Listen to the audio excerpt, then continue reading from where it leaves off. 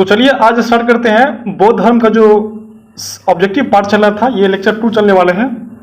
यानी अभी तक हम बात करें जो है 130 तक क्वेश्चन बता दिए हैं, यानी पार्ट 1 इसका हम उसको पहले बता दिए हैं। और बात करें क्या कि सब्जेक्टिव भी उसको बता दिया है। नहीं, अभी तक आप जो है बौद्ध धर्म के संबंधित अगर आप वीडियो इससे पहले नहीं देखे हैं तो जाके देखिए, क्योंकि अभी जो पार्ट चल रहा है ये ऑब्जेक्टिव पार्ट 2 चल रहा है और सब्जेक्टिव हम बता दिए हैं। तो अगर आप उस वीडियो को नहीं देखे हैं तो थोड़ा सा परेशानी बढ़ सकता है, समझने में थोड़ा दिक्कत होगा। इसलिए आप क्या कीजिए, उस वीडियो को जरूर देखिए जो आपके प्लेलिस्ट पर बना हुआ है। तो चलिए आज बात करें 30 से 60 क्वेश्चन, जो मोस्ट वीवीआई क्वेश्चन जो है ऑब्जेक्टिव क्वेश्चन है बौद्ध धर्म से संबंधित। तो चलिए स्टार्ट करते हैं। तो आज का जो पहला क्वेश्चन है आप देख सकते हैं आपके स्क्रीन पर है कि बौद्ध धर्म के बुद्ध के प्रथम 2 शिष्य कौन थे।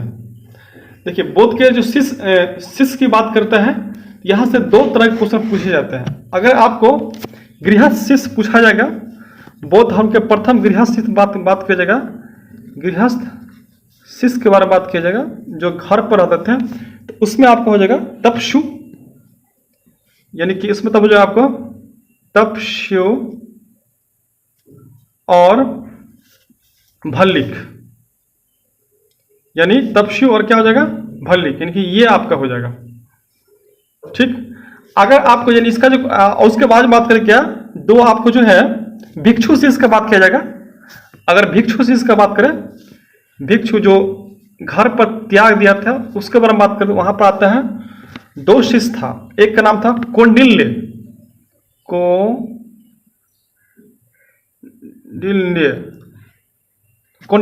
ड है कौंडिल्य, और दूसरा हो जाएगा आपका जो है पंचवर्गीय, सुन के लिखिएगा कौंडिल्य, ये क्या पंचवर्गीय। ये जो आपका शिष्य था, जो ये भी था आपका था प्रथम बौद्ध भिक्षु शिष्य था जो आपको गृह को त्याग किया था। ये जो आपको जो इसका जो आंसर हो जाएगा तपस्वी और भल्लिक हो जाएगा, ये आपका हो गया जो है गृहस्थ शिष्य थे। तो यहाँ पर जो है जो स्पष्ट क्वेश्चन में नहीं किया गया है, इसलिए हम आपको बता दिए कि इस तरह के क्वेश्चन पूछे जाते हैं। अगर जो है ऑप्शन हिसाब से मारिएगा, अगर हाँ ये बात है कि दोनों एक साथ नहीं आ सकते, तो इसलिए आपको घबराने की बात नहीं है। अगर सीधा ऑप्शन दिया है तो आप मार सकते हैं, ये भी मार सकते हैं, ये भी रहेगा कौंडिल्य और पंचवर्गीय भी मार सकते हैं। हाँ, उसमें अगर बात करें कि अगर आपको गृहस्थ दर्शा दिया जाएगा तब आप तपस्वी भल्लिक मारिएगा, और भिक्षु दर्शा देगा तब आपको कौंडिल्य और पंचवर्गीय मारेगा। तो आपको इतना बात आपको याद रखना पड़ेगा। ये आपका प्रथम उपदेश जब सारनाथ में दिया था ना, तो उस समय यही सब भिक्षु बने थे। चलिए हम लोग नेक्स्ट क्वेश्चन शुरू करते हैं। आज का जो नेक्स्ट क्वेश्चन है आप देख सकते हैं, आज का नेक्स्ट क्वेश्चन जो बुद्ध का महापरिनिर्वाण यानी मृत्यु कहाँ हुआ था। महापरिणाम का मृत्यु होता है मृत्यु, इसका अर्थ होता है मृत्यु। पूछा जाता है कि बौद्ध धर्म में महापरिनिर्वाण का अर्थ क्या होता है, तो मृत्यु होता है। यह आपको होता है कब, जो 483 ईस्वी पूर्व में। कहाँ पर, तो कुशीनगर में। कहाँ होता है, कुशीनगर में होता है।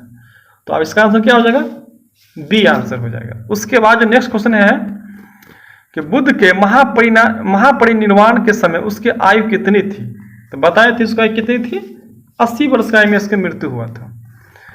उसके बाद बौद्ध धर्म प्रथम संगीति का आयोजन कहाँ किया गया। हालांकि बौद्ध धर्म में कुल 4 संगीति किया गया था, समय समय पर 4 संगीति का आयोजन किया गया है। तो प्रथम किया गया था राजगीर में किया था, ये प्रथम बार किया गया था।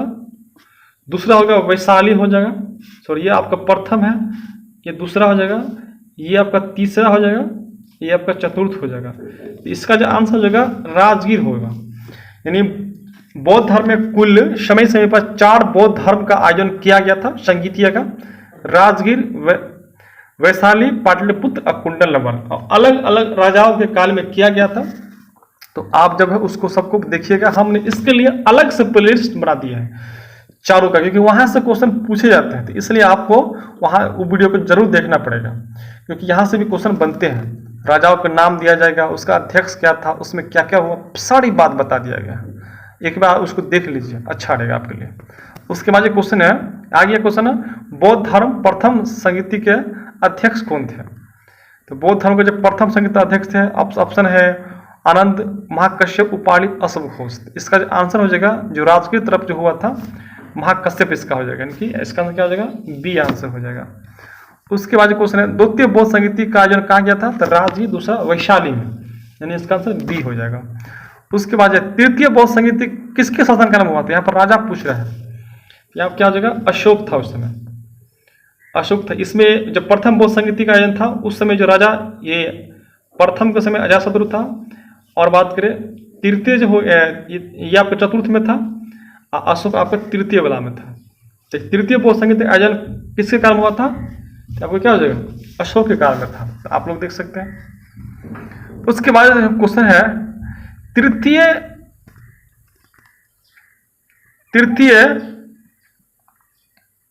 बौद्ध संगीति कहाँ हुआ था, कहाँ हुआ था, पाटलिपुत्र में हुआ था, जो अशोक उसका अध्यक्ष था।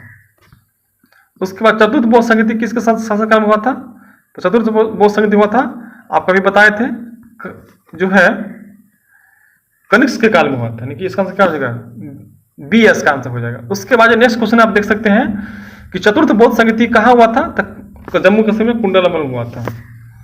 उसके बाद नेक्स्ट क्वेश्चन है बौद्ध धर्म का पवित्र ग्रंथ क्या है, इसका आंसर क्या हो जाएगा, वेद, त्रिपिटक, उपनिषद, इसका क्या होगा, त्रिपिटक होगा। उसके बाद त्रिपिटक किस भाषा में लिखा गया था, तो संस्कृत, पाली, प्राकृतिक, हिंदी, क्या हो जाएगा, पाली भाषा में हो जाएगा। उसके बाद विनय पिटक में क्या वर्णित है, तो विनय, इसको याद करने का तरीका है, महर्षि का मात्रा है, वी से मतलब होता है नियम, मतलब विनय में क्या होता है, संघ का नियम के बारे में वर्णन किया गया है। इसी को जो है, हाँ, विनय में जो है बौद्ध धर्म का जो संविधान भी किसको कहा जाएगा, ये सब पूरा बता दिया गया है, जाकर देखिए। उसके बाद नेक्स्ट क्वेश्चन है सूत पिटक में क्या है, तो सूत पिटक में बौद्ध धर्म में क्या है, उपदेशों का वर्णन किया गया।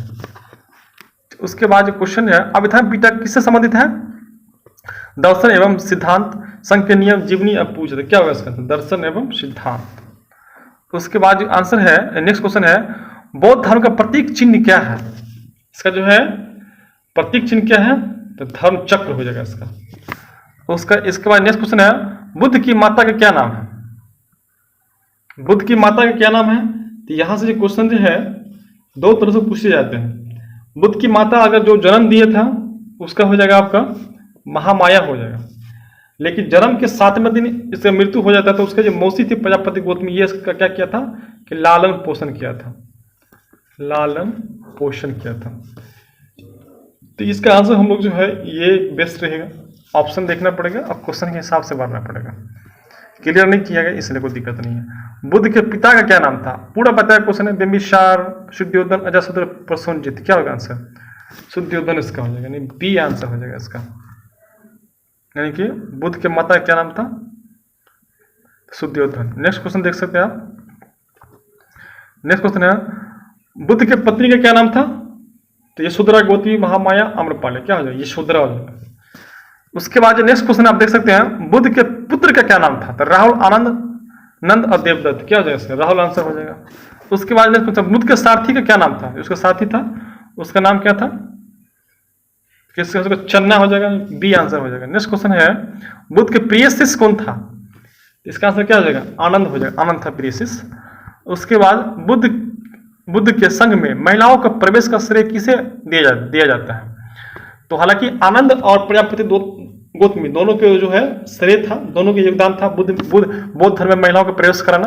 तो ऑप्शन के हिसाब से क्या हो जाएगा, प्रजापति गौतमी हो जाएगा, इसका भी योगदान ज्यादा था और आनंद का भी योगदान ज्यादा था।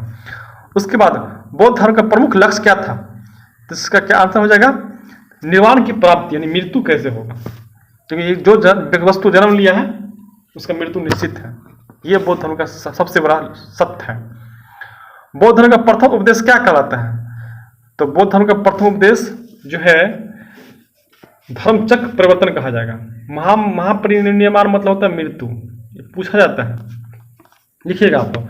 महाविनिष्कर्म मतलब होता है गिरि त्याग। तो आप लोग देखिएगा महापरिनिर्वाण का मतलब होता है मृत्यु मतलब मोक्ष, और महाविनिष्कर्म मतलब होता है गिरि त्याग। अब प्रथम उपदेश मतलब होता है धर्म चक्र परिवर्तन। उसके बाद नेक्स्ट क्वेश्चन है बुद्ध के प्रथम उपदेश कहाँ दिए थे, तो सारनाथ में दिया गया था। सारनाथ वर्तमान में यूपी पड़ता है। उसके बाद जो है बुद्ध का जन्म किस गणराज्य में हुआ था, बुद्ध का जन्म किस गणराज्य में हुआ था, तो इसका जो आंसर हो जाएगा शाक्य गणराज्य में, यानी कि ए आंसर हो जाएगा। उसके बाद जो है क्वेश्चन है, बौद्ध धर्म में संघ का अर्थ क्या है? क्या है? मंदिर है, भिक्षुओं का संगठन, ग्रंथ और पूजा। इसका आंसर क्या हो जाएगा? भिक्षुओं का संगठन। उसके बाद धम्म शब्द का अर्थ क्या है? युद्ध, धर्म, सदाचार, व्यापार, शिक्षा। तो क्या हो जाएगा? सदाचार हो जाएगा, धर्म हो जाएगा। उसके बाद बुद्ध के उपदेशों का मुख्य उद्देश्य क्या था? कर्म कांड बढ़ाना, दुख से मुक्ति, यज्ञ कराना, राज का विस्तार। क्या होगा? दुखों से मुक्ति। दुनिया के हर एक मानव जो है दुखी है, बुद्ध के अनुसार कोई सुखी नहीं है। उस किसी न किसी को किसी न किसी चीज का प्रॉब्लम रहता ही है। उसके बाद आज का जो लास्ट क्वेश्चन है, बौद्ध धर्म के प्रसार में सबसे अधिक योगदान किस सम्राट को माना जाता है? तो इसमें जो सबसे ज्यादा योगदान जो है अशोक का माना जाता है। जो अशोक एक जो मौर्य वंश के शासक थे और वो 269 ईस्वी में शासक बनता है।